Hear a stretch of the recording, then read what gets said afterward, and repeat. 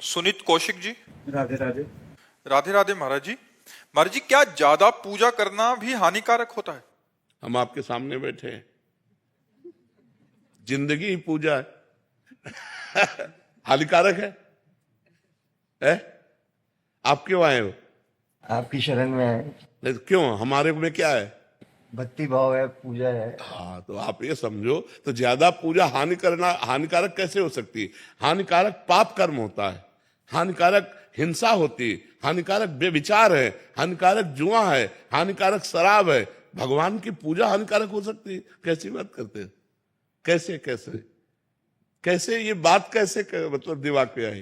पूजा करने से मतलब अपने ग्रह जैसे मतलब बात समस्या ये है कि कुछ लोगों के दिमाग में ऐसा बैठ जाता है कि जो ज्यादा धर्म से चलते हैं, जो ज्यादा पूजा करते हैं, वो परेशान हो जाते हैं। आप जो प्रश्न कर रहे हो मैं उसे समझ रहा हूं, उसकी धारा को। ऐसा नहीं है। पूर्व के जो पाप कर्म हैं, जैसे हमारी दोनों किडनी फेल है, बचपन से बाबा जी हूं, ये हमारे पूर्व के पाप कर्म का फल है। और ये हमारे भजन का फल है कि हमें पूरे की पूरी जनता का प्यार मिल रहा है। हम सुबह जब निकलते ना, छोटे बच्चे से लेकर सब राधा राधा राधा, तो दिखाई देता है, सबकी आंखों में प्यार दिखाई देता है। भक्ति से दुख नहीं मिलता, लेकिन जैसे हमने अभी भक्ति शुरू की, हमारे पाप कर्म का परिणाम लग गया, तो अब हमें दुख मिलेगा। क्योंकि भक्ति हमारी अभी खेती है, लेकिन पुरानी खेती में हमने बबूल बोए हैं, पाप बोए, तो हमको भोगना पड़ेगा।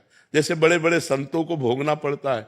रामकृष्ण परमहंस जी के कैंसर और बड़े बड़े संतों के कष्ट देखे गए, और वो इतनी सामर्थ्य रखते हैं कि दूसरे के कैंसर को मिटा दे, दूसरे के दुख को मिटा दे, लेकिन वो अपने दुख को भोग करके भगवान की प्रसन्नता के लिए भगवान को भक्ति से कभी किसी को दुख मिल ही नहीं सकता। लेकिन भक्तों के जीवन में दुख देखा गया है। हाँ जी, बात समझना, उस दुख में भी वो सुखी रहे हैं और बड़े बड़े कष्ट उनके जीवन में आए। क्या हुआ? अब जैसे हमारा आखिरी जन्म है, अब हमें जन्म नहीं लेना, तो हमारे हजारों अनंतों जन्मों के पापों को थोड़ा थोड़ा भुगा भुगा कर, अब जब थोड़ा थोड़ा भोगेंगे तो कदम कदम पे भोगना है। अब भोगते भोगते मर जाएंगे, इसके बाद भगवान को प्राप्त हो गए, खत्म। अब तुम्हारा अनंत जन्म भटकना है। अभी बोले पापी आदमी कोई भी कष्ट नहीं हुआ, जुकाम भी नहीं हुआ, चट मर गया। देखने को मिलता है ऐसा कि पापी आदमी हंसते नाचते मर गया, और संत बने हैं, पूरा जीवन भजन कर, महीनों सड़ना पड़ा। क्यों? क्योंकि इनके अनंत जन्मों का हिसाब होकर अब ये भगवान को प्राप्त होंगे, और उनको भटकना पड़ेगा। अभी हजारों जन्म भटकना पड़े। भक्ति से कभी किसी को परेशानी हो ही नहीं सकती। भक्ति कभी दुख, भगवान भला मंगल भवन है, उनका भजन उनकी पूजा किसी को दुख दे सकती? उनकी पूजा तो दुखों का निवारण करती है। ये बात पक्की समझ लीजिए। नंदिनी जी दिल्ली से। राधे राधे महाराज जी। महाराज जी, हमें कैसे पता चले कि भगवान हमारे से प्रसन्न है? क्योंकि संसार में रह रह कर कोई ना कोई गलती तो बन ही जाती है महाराज जी। जब निरंतर भगवान का स्मरण हो, शास्त्र विरुद्ध आचरण न हो, कोई पापाचरण न हो, और संत समागम मिलता रहे, तो जान लेना चाहिए हमारे ऊपर भगवान बहुत प्रसन्न है। अब मोहि भाव भरोस हनुमंता, बिनु हरि कृपा मिले नहीं संता। संत समागम मिलता रहे, पापाचरण का त्याग हो, निरंतर भगवान के स्मरण का, नाम जप का अभ्यास हो, तो भगवान हम पर प्रसन्न है। ये रुपया पैसा मिलना, नाना प्रकार की भोग सामग्री मिलना, नाना प्रकार का वैभव मिल जाना, ये पुण्यों का फल है, भगवान की कृपा का फल नहीं। सुत दारा धन लक्ष्मी पापियों के घर होए, संत समागम हरि कथा तुलसी दुर्लभ दोए। यदि संत समागम मिल रही, भगवान की कथा में रुचि हो रही, भगवान के नाम जप में रुचि हो रही है, तो हमारे ऊपर भगवान की कृपा है, भगवान हम पर प्रसन्न है। इसके अलावा हम भगवान की ओर प्रसन्नता को नहीं मानते। लोक वैभव की संपत्ति जो मरने के बाद हमारे साथ न जाए, वो भगवान की कृपा नहीं। भगवान की कृपा से भगवान का नाम जप चले, भगवान की कृपा से भगवान के भक्तों से प्रेम हो, भगवान की कृपा से भगवान की कथा में प्रेम हो, हमारे जीवन में भगवान का अस्तित्व आ जाए, इसी जन्म में हम भगवत साक्षात्कार कर लें, तो यह भगवान की प्रसन्नता है। अगर भजन चल रहा है ठीक, भगवान की कृपा है। संत समागम में रुचि है, भगवान की कृपा है। लीला कथा भगवान की सुनकर अश्रु आ रहा है, ये भगवान की कृपा है। इति चौधरी जी मथुरा से। राधे राधे महाराज जी। महाराज जी, नियम कानून के बिना पूजा सार्थक होती है क्या? हाँ, नियम कानून एक तरफ है, भाव एक तरफ है। किसका है? हाँ, भाव एक तरफ है। अगर भाव में भर करके नियम कानून का खंडन भी होता है तो उससे कोई फर्क नहीं पड़ता। जैसे श्री कर्माबाई थी, उन्होंने विचार किया कि जगन्नाथ जी को दिन में तो खूब भोग लगता है, लेकिन जब रात में पट बंद हो जाते हैं तो उनको फिर उनको भूख लगती होगी। उन्होंने अपने भाव से विचारा, तो 3 बजे तड़के उठकर बिना नहाए धोए सबसे पहले खिचड़ी बनाई और जगन्नाथ जी को रो के पुकारती, तो जगन्नाथ जी आने लगे, उनकी गोद में बैठ जाते और वो पूरी खिचड़ी पवाते। एक दिन 7 बजे लगभग सुबह स्नान करने जा रही थी, तो एक संत भगवान मिल गए जो नियम कानून को जानने वाले थे और नियम से चलते थे। उनका, कर्माबाई स्नान करने जा रहे हो? बोले हाँ। बोले क्या, किस प्रकार की तुम भक्त हो कि सूर्य उदय हो गया अब स्नान करने जा रहे हो? अरे भक्त तो तड़के स्नान करते हैं। तो उनका, तड़के तुम ठाकुर जी का भोग बनाती है? अरे राम राम, कितना बड़ा अपराध करती हो, बिना स्नान किए बिना पवित्र हुए भोग बना के ठाकुर जी को, ये तो अपराध है। अब उन्होंने दूसरे दिन पहले स्नान और सब दिनचर्या की और भोग बनाया और बुलाया, तो जे ही एक कवल पवाया सो वहां पर्दा मंदिर का हटने को, ठाकुर जी अंतर ध्यान हो गए, चले गए। अब वहां खिचड़ी मुंह में लगी थी, एक कवल केवल। तो जगन्नाथ जी के पार्षदों ने पूछा कि जय जय, अभी तो भोग पधराया नहीं, ये मुख में भोग कैसे? अरे बोले, वो कर्माबाई और नियम वाले के चक्कर में पड़ गई है, तो एक ही कवल में कर्माबाई से कह दो मैं नियमों से प्रसन्न नहीं होता, मैं प्रेम से प्रसन्न होता हूं, मैं प्रेम से अधीन होता हूं। तो जब कभी भाव से भक्त पवाता है तो भगवान पाते हैं, नियमों के अनुसार नहीं। नियमावली तो प्रेम प्राप्ति के लिए है और प्रेम को भगवान स्वीकार करते हैं। भाव का भूखा हूं मैं, ना कि नियम का भूखा हूं मैं। भगवान ने क्या कहा? भाव का भूखा हूं मैं और भाव ही एक सार है, भाव से मुझको बजे तो भाव से बेड़ा पार है। भाव बिन सुनी पुकारे मैं कभी सुनता नहीं, भाव पूरित टेर ही करती मुझे लाचार है। भगवान को लाचार कर दे वो भाव।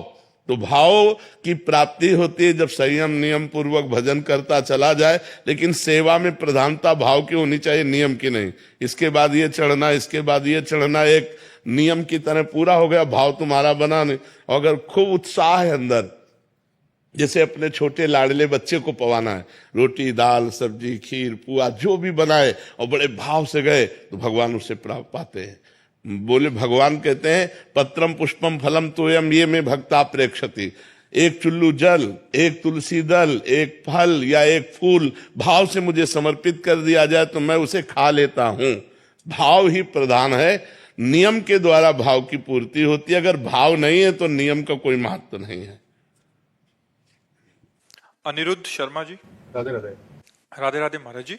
महाराज जी, पहले के कुछ सालों में मैंने बहुत पाप किए, पार्टीज में जाना, गलत लोगों के साथ बैठना। हाँ, और कुसंग से गलतियां हो जाती। उस जीवन में खुश भी था, लेकिन एक महाराज जी कह रहे हैं कि कुंभ में गए रिसेंट, तो वहां साधु संतों का आचार्यों का संग हुआ, तो इनको फिर ये सब अभी रुच नहीं रहा। और महाराज जी, क्या मुझे पहले पाप का भोगना पड़ेगा या कोई मार्ग है जिससे मेरे पहले उन पापों से? सर्वधर्मान परित्यज्य मामेकम शरणम ब्रज अहम त्वाम सर्व पापेभ्यो मोक्षयिष्यामि मा शुचा। भगवान कह रहे मेरी शरण में आ जाओ। शरण में जाने का मतलब है अब नो नशानी, अब ना नशे हो, आज तक जो गलती किया अब आगे नहीं करूंगा। हे हरि, मैं आपकी शरण में हूं। निरंतर नाम जपने का अभ्यास करो। नाम संकीर्तनम यस्य सर्व पाप प्रणाशनम। भगवान का नाम कीर्तन समस्त पापों का नाश कर देता है। खूब नाम जप करो, राधा राधा राधा कृष्ण कृष्ण राम हरि, जो नाम प्रिय हो, और भगवान की शरण में रहो। शास्त्रों का स्वाध्याय करो, संतों का संग करो, गंदे आचरण का त्याग करो, सब पाप नष्ट हो जाएंगे। तो पाप में इतनी सामर्थ्य नहीं है, पाप में इतनी सामर्थ्य नहीं जितनी सामर्थ्य भगवान के नाम में है। तो हम नाम का आश्रय ले ले, खूब नाम जप करें भगवान का। गौरव सिंगल जी। राधे राधे महाराज जी। महाराज जी, मेरा प्रश्न है कि हम ऐसी कौन सी पूजा करें जिससे आपका स्वास्थ्य उत्तम रहे? आपकी सद्भावना है, आप वैसे हम स्वस्थ रहते हैं। ये अंदर का केवल भोग का विधान है, कहा हम स्वस्थ नहीं। अगर हमारा मन प्रसन्न है ना, और शरीर में पीड़ा, तो कोई फर्क की बात नहीं रहती। और अगर शरीर स्वस्थ है और मन पीड़ा में है, डिप्रेशन में है तो पीड़ा ही पीड़ा है। हमारा मन प्रसन्न रहता है। आप सबके आशीर्वाद से, श्री जी की कृपा से हमारे मन की स्थिति लाडली जू में रहती, इसलिए हम हर समय प्रसन्न रहते हैं। आपसे हंस रहे हैं, आपसे बात कर रहे, भला कोई पीड़ा युक्त आदमी ऐसे बात करेगा? तो ये कृपा है। और हम चाहते हैं कि सब लोग भजन करो और ऐसी स्थिति प्राप्त करो कि बड़े से बड़े दुख को रौंद करके मुस्कुराते हुए निकल जाओ। भजन के द्वारा ये हो सकता है, रुपया के द्वारा नहीं हो सकता। ये हर किसी परिस्थिति में हम दुख में मुस्कुराएं, ये केवल भगवान के बल से हो सकता है और दूसरी परिस्थिति में। तो आपका ये जो सद्भाव है यही हमको आगे बढ़ा रहा है, हमको दुख से बचा रहा है। आप लोगों की सद्भावना, और कुछ करने की जरूरत नहीं। ये जो आप सद्भावना कर रहे हो ना कि आप स्वस्थ रहो, आप सुखी रहो, यही सद्भावना हमको स्वस्थ रख रही, सुखी रख रही। बकाया अब तो जब तक प्राण नहीं जाएंगे तब तक वो भोगना पड़ेगा, क्योंकि किडनी फेल हो चुकी है। सब ब्रजवासियों का आशीर्वाद, संतों का आशीर्वाद, आप सबका प्यार ही हमको सुरक्षित किए हुए। चिंता मत करो, जब तक जिएंगे तो दहाड़ते रहेंगे और जब जाएंगे तो श्री जी के पास दहाड़ेंगे। जी। धर्मदास जी अयोध्या जी से। जय श्री राम। सीताराम महाराज जी, आपके चरणों में कोटि कोटि प्रणाम। महाराज जी, देहाभिमान की निवृत्ति कैसे हो? सदगुरु के चरण आश्रय से, किसी साधन से नहीं। क्योंकि जिस साधन का हम आश्रय लेते हैं उसमें कर्तृत्व भाव बना रहता है। अहंकार विमूढ़ आत्मा कर्ता हमिति मन्यते, उसमें अहम पुष्ट होता रहता है। और जब हम गुरु चरण आश्रित रहते हैं तो गुरुदेव भगवान की कृपा से 20 साल से मौन है। गुरुदेव भगवान की कृपा, उनकी आज्ञा पर रहने से अहंकार का नाश हो जाता है। तिनकी संगति रहत जाति कुल मद सब नंसई, संतत सेवक सदा भजत जे श्री हरिवंशई। जो गुरुदेव आचार्य की शरण में रहता है, उनकी आज्ञा के अनुसार साधन करता है, तो धीरे धीरे धीरे उसका देहाभिमान गलित हो जाता है और वो ये देख पाता है कि मेरे द्वारा जो भी आचरण हो रहे हैं वो यंत्रवत भगवान करा रहे हैं, वो गुरुदेव करा रहे हैं, मेरी सामर्थ्य नहीं है। जो गुरुदेव की चरण पंकज पराग का रज का सेवन करता है वो बहुत बड़भागी देहाभिमानी रहित हो जाता है। जे गुरु चरण रेणु अनुरागी ते लोकहूं वेदहूं बड़भागी। जे गुरु चरण रेणु सिर धरहि ते जन सकल विभव बस करहि। बन्नो गुरु पद पदुम परागा सुरुचि सुबास सरस अनुरागा। श्री गुरु पदनख मनिगन ज्योति सुमिरत दिव्य दृष्टि ही होती। गुरुदेव भगवान की कृपा से देहाभिमान गलित हो जाता है। गुरुदेव भगवान की कृपा ही मोक्ष प्रदान करती है। गुरुदेव भगवान के वाक्य ही महामंत्र है। गुरुदेव भगवान की पूजा ही सर्वस्व पूजा है। ध्यान मूलम गुरु मूर्ति, पूजा मूलम गुरु पदम, मंत्र मूलम गुरु वाक्यम, मोक्ष मूलम गुरु कृपा। मोक्ष मूलम गुरु कृपा। तो गुरुदेव की कृपा से ही देहाभिमान का नाश होता है। ये हमने खुद देखा। जब गुरुदेव भगवान ने दर्पण दिखाया कि तुम क्या हो, तब समझ में आया कि अरे नहीं, ये तो गुरुदेव की कृपा से हो सकता है कुछ। तो गुरु कृपा ही केवलम, गुरु कृपा से ही देहाभिमान का नाश होता है। महापुरुषों का संग करे, उनके आश्रित रहे, खूब डट के साधन करे, पर साधन गुरुदेव की कृपा से हो रहा है ऐसा अनुभव करे तो देहाभिमान नष्ट हो जाता है। प्रकाश जी तमिलनाडु से। महाराज जी राधे राधे। महाराज जी, भगवत गीता में 3 मुख्य योग का वर्णन किया है, कर्म योग, भक्ति योग और ज्ञान योग। महाराज जी, इनमें से कौन सा योग जीवन में सर्वश्रेष्ठ है? सब अपनी जगह श्रेष्ठ हैं। अपनी बुद्धि को देखना चाहिए कि मैं किस योग का अधिकारी हूं। यदि खूब कर्मठता है, कर्म प्रवीणता है, कर्म में रति है, तो निष्काम भाव से कर्म योग के अधिकार का वो प्राणी है, मनुष्य है। जो भगवान की चर्चा सुनते ही हृदय आसक्त हो रहा है, दैन्यता है, भगवान का नाम प्रिय लगता है, लगता मेरे से तो कुछ हो नहीं सकता, हे भगवान शरणागत प्रतिपाल। ना विषयों का संपूर्ण त्यागी है, ना उसे संसार का संपूर्ण ज्ञान है, वो अपने को अधम समझकर भगवान की तरफ वो भक्ति का अधिकारी है। और जो बहुत विवेकशील है, तर्कशील है, और जो वैराग्यवान है, जो चरम सीमा की वस्तु को प्राप्त करने के लिए अपने प्राण तक देने के लिए तैयार, वो ज्ञान मार्ग का अधिकारी है। वैराग्यवान, विवेकशील, तर्कशील, बुद्धि प्रधान ज्ञान मार्ग, भाव प्रधान दैन्य भाव, शरणागति का भाव, अपने में असमर्थता भक्ति भाव, कर्मठ प्रवीणता, कर्म प्रवीणता, कर्मठता, ये कर्मयोग। तो अपने को देखना चाहिए कि अपना भाव किधर है, कर्म प्रधान है या भाव प्रधान है या ज्ञान प्रधान है। जिधर हो उधर मार्ग भगवान ने इसीलिए अलग अलग, सबको एक मार्ग में नहीं चलाया जा सकता, और सबका फल एक ही है। परिणाम में सबका फल एक ही, संसार बंधन से मुक्त होकर आत्मस्वरूप में स्थित होना ज्ञान मार्ग, संसार बंधन से मुक्त होकर भगवान के प्रेम में डूबना भक्ति मार्ग, संसार संबंध से रहित होकर के परमात्मा स्वरूप में स्थित होना कर्मयोग। वही परमात्मा है, वही भगवान है, वही ब्रह्म है। जो ज्ञानी लोग जिसे ब्रह्म कहते हैं, भक्त उन्हें भगवान कहते हैं, योगी उन्हें परमात्मा कहते हैं। तत्व एक ही है। समझ गए ना आप? ब्रिजेश कुमार जी बिहार से। राधा वल्लभ जी। महाराज जी श्री हरिवंश, महाराज जी आपके चरणों में कोटि कोटि प्रणाम। महाराज जी बचपन में से ये सुनते आ रहे हैं कि हम शरीर नहीं हैं, आज तक जान क्यों नहीं पाए कि अपने आप को आत्मा के रूप में देखना इतना कठिन? साधन, जब तक साधन नहीं करोगे तब तक नहीं। साधन करो, साधन करते करते साधन का अभिमान त्याग हो जाएगा, तब समझ में आ जाएगा। बिना भजन के बाद समझ में आ जाएगी। आपने पकड़ा है तो आपको ही छोड़ना पड़ेगा। जब आपको ज्ञान होगा तभी तो आप छोड़ सकते हैं। संसार ने आपको पकड़ा है क्या? नहीं। वस्तु, व्यक्ति, स्थान, संसार का स्वरूप ये जड़ है। आप चैतन्य अविनाशी सच्चिदानंद भगवान के अंश हैं, तो जड़ चैतन्य की गांठ कभी पड़ी नहीं सकती। लेकिन आपका संबंध न संसार से था, न है, न रहेगा, पर आपने पकड़ रखा है। संसार ने आपको नहीं पकड़ रखा है। तो आपको जब तक ज्ञान नहीं होगा तब तक आप संसार का राग नहीं त्यागेंगे। हम पकड़े तो हम ही को छोड़ना पड़ेगा। जबरदस्ती कोई कितना भी करे थोड़ी छूट जाएगा। बंदे कीर मरकट की नाई, तो हम ही ने पकड़ा है। अब ये हमको ज्ञान हो आंतरिक, बाह्य ज्ञान से ये नहीं होता। ये बाह्य ज्ञान से नहीं छूटने वाला कि हम आत्मा हैं, हम शरीर नहीं है, ऐसा कहते हुए भी भोगों में जाओगे जब तक भजन नहीं होगा। बारी मथे घृत होए बरु सिकता ते बरु तेल, और बिनु हरि भजन न भवतरी, या सिद्धांत। डट के भजन करो, अभी ज्ञान प्रकट हो जाएगा।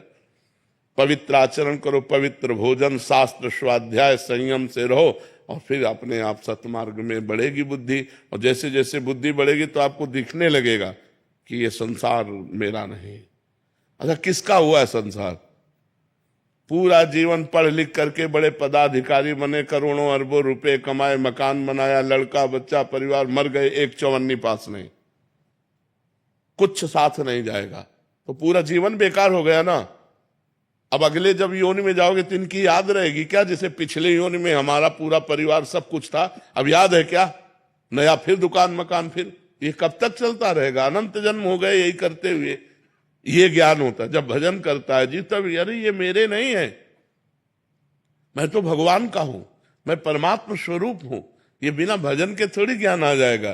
पूरा जीवन बर्बाद कर रहे हैं लोग। खूब पूरा जीवन पढ़ाई में लगा दिया, खूब कमाई में लगा दिया, बुढ़ापा आ गया, भोग भोग करके इंद्रियां शिथिल हो गई, मर गए, हाथ कुछ नहीं लगा। जब यहां से गए तो वही पाप की गठरी और पुण्य जो हाथ लगा, कुछ नहीं रहा।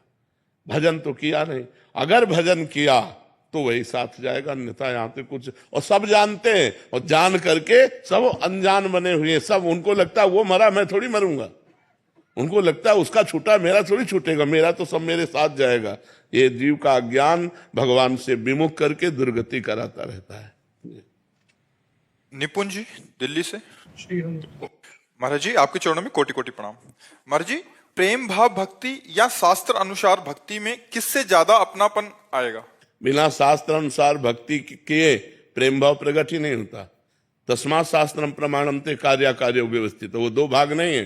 प्रथम सीढ़ी है, शास्त्र के अनुसार चलो, कर्म करो, शास्त्र के अनुसार हर कर्म करके भगवान को समर्पित करो, नाम जपो, भगवान की लीला कथा सुनो, भगवान का स्मरण करो, भगवान नाम कीर्तन करो। इसी भक्ति से प्रेम योग आ जाएगा।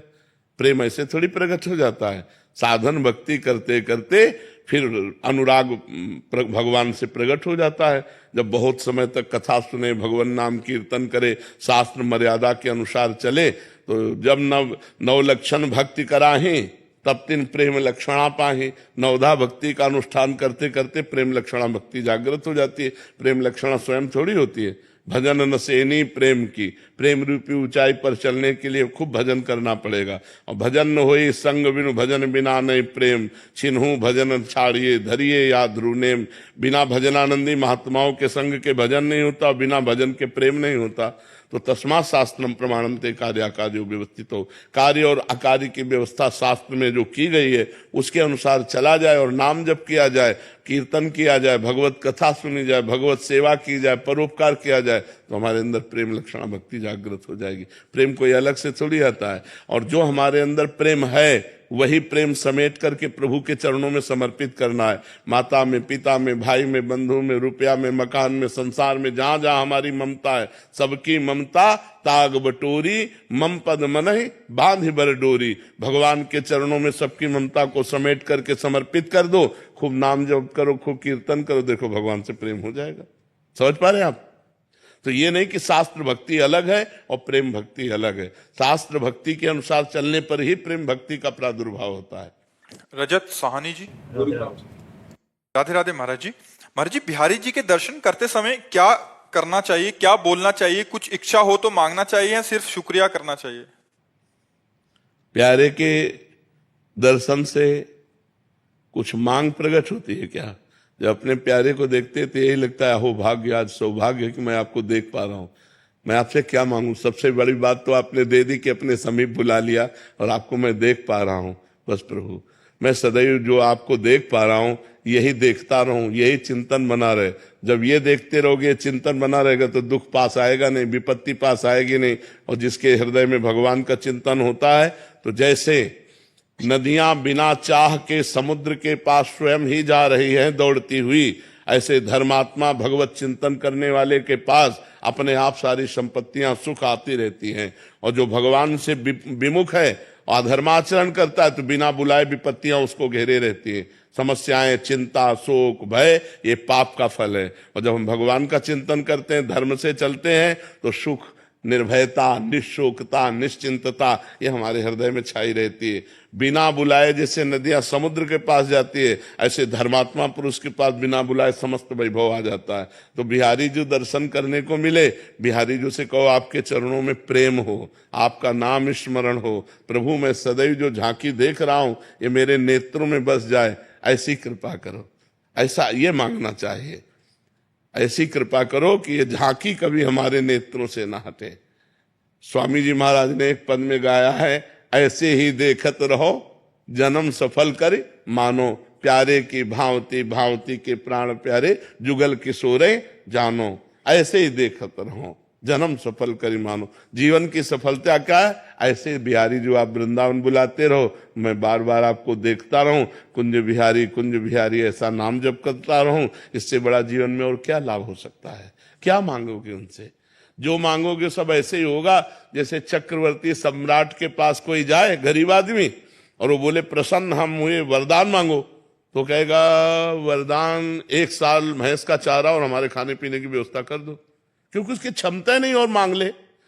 वो गरीब आदमी ये सोचेगा 1 साल के लिए भोजन मिल जाएगा, 1 साल के लिए भैंस और गाय का चारा मिल जाएगा, इससे बढ़कर क्या है? वो इससे ज्यादा मांग ही नहीं सकता। ये नहीं जान सकता कि चक्रवर्ती सम्राट है, ये नगर का नगर दे सकता है, ये हमारे आजीवन का भरण पोषण कर सकता है। तो अखिल कोटि ब्रह्मांडों के नायक परात्पर इस भगवान सच्चिदानंद से हम क्या मांग सकते हैं?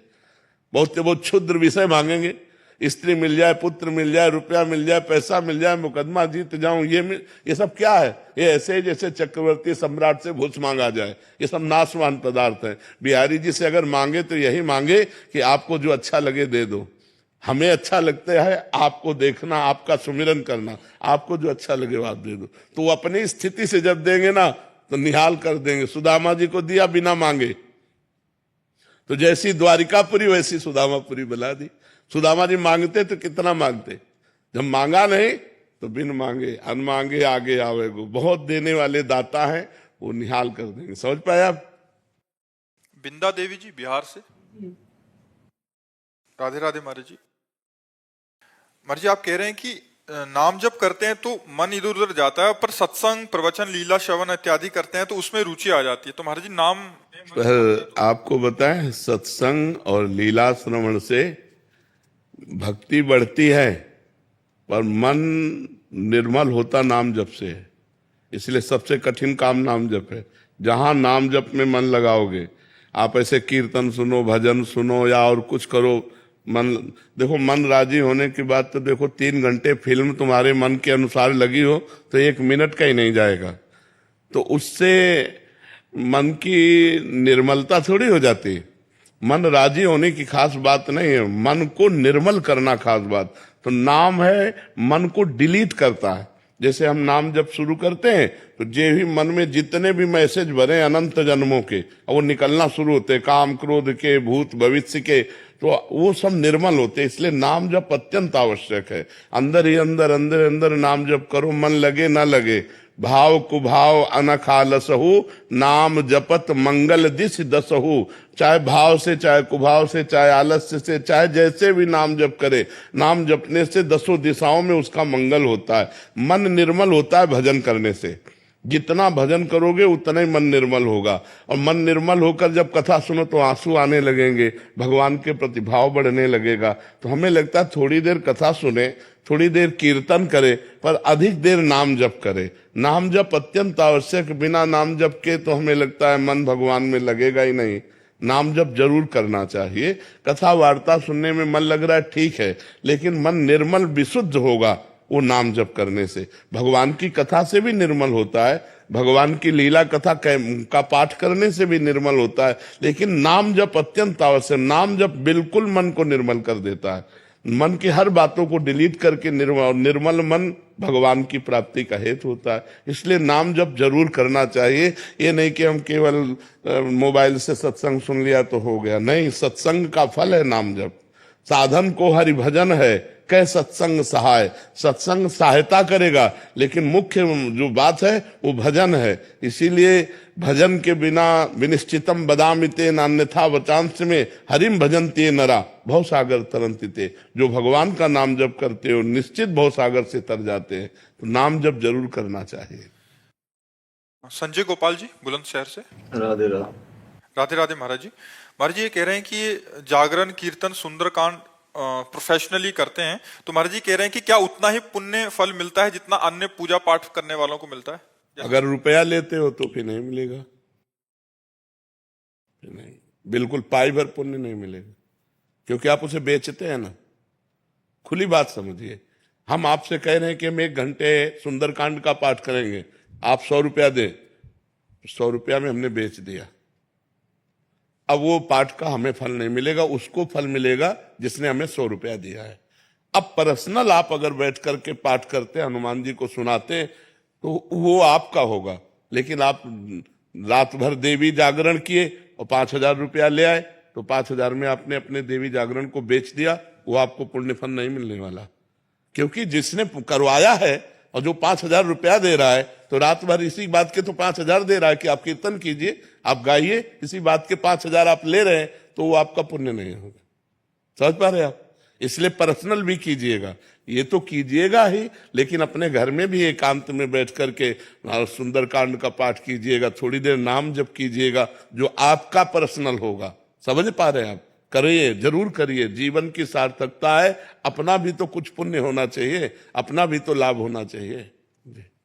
नरेश गोयल जी कोलकाता से। महाराज जी आपके चरणों में कोटि कोटि प्रणाम। महाराज जी पिछले 23 वर्षों से एक ज्ञान मार्गी उससे जुड़ा था। पिछले कुछ वर्षों से नए लोगों को अध्यात्म में जोड़ने के लिए भगवत गीता एवं ग्रंथों की कक्षाएं चलाई। सबसे पहली बात यह है कि हम लोग वस्तु को प्राप्त नहीं कर पाते और दूसरों को उपदेश करने लगते हैं। क्या आपको ब्रह्म बोध हो गया? क्या आपको भगवत साक्षात्कार हो गया? मरोगे तो तुम्हारे पास कौन सी अनुभूति है? फायदा क्या? तो दूसरों को क्या दे दोगे जब आपके पास ही नहीं है? हमारी बात समझना। मतलब हम एक भाईचारे से, प्रीति से कह रहे हैं कि अपने पास है नहीं और दूसरों को हम निमंत्रण दें तो हम दे क्या देंगे? बोलो क्या दे दोगे आप? गीता का क्या अनुभव है आपको? आप विचार करके देखो। उपनिषदों का क्या अनुभव? तो हमारा जीवन सार्थक तब होगा जब हम अनुभूति कर लें, हम भगवत साक्षात्कार कर लें, हम ब्रह्मानुभूति में, हम इंद्रिय विजयी हो जाए। श्रद्धावान लभते ज्ञानम तत्परा संयतेन्द्रिया ज्ञानम लब्ध्वा पराम शांति मचिरेणाधिगच्छति। अब दूसरों को लुटाओ जो आपके पास खजाना आ गया है। तो पहले श्रद्धावान, शास्त्रों का स्वाध्याय, संतों का संग, और जो जाना उसको अपने जीवन में उतारा। तत्परा संयतेन्द्रिया, अपनी इंद्रियों को काबू में किया और उस पर परायण हुए, तब जो बोध होगा, ज्ञानम लब्ध्वा परम शांति मचिरेणाधिगच्छति, वो परम शांति का। तो मुझे लगता है कि ऐसे आप ही नहीं, लाखों लोग भूल कर रहे हैं। अपनी जानकारी को अपनी अनुभूति में ना बदल करके दूसरों को, ना दूसरों का कल्याण हुआ ना आपका कल्याण हुआ। जब उपदेष्टा का कल्याण नहीं हो पाया तो उपदेश जिनको दिया जा रहा है उनका कल्याण कैसे हो जाएगा। और अनुभूति करना कोई दाल भात है नहीं, पूरा जीवन लग जाता है इंद्रियों को संभालते संभालते, भगवान के चिंतन में पूरा जीवन अर्पित करके। और जिनको अनुभूति हो गई वो एक बार बोल दें तो तुम्हारे दिमाग में बात चढ़ जाएगी और आपको वही रंग में रंग देगी। जो भगवत प्राप्त महापुरुष है ना, वो जो बोल देना वही तुम्हारे अंदर रंग चढ़ जाएगा, बदलेगा नहीं, वही दिमाग में छाया रहेगा। तो हमें लगता है पहले हमको अनुभूति करनी चाहिए, भगवत अनुभूति हो जाए। तो कितने सुंदर सुंदर गीता के उपदेश हैं, एक श्लोक जीवन में आ जाए तो सिद्ध महापुरुष बन जाए। अनन्य चेता सततम यो माम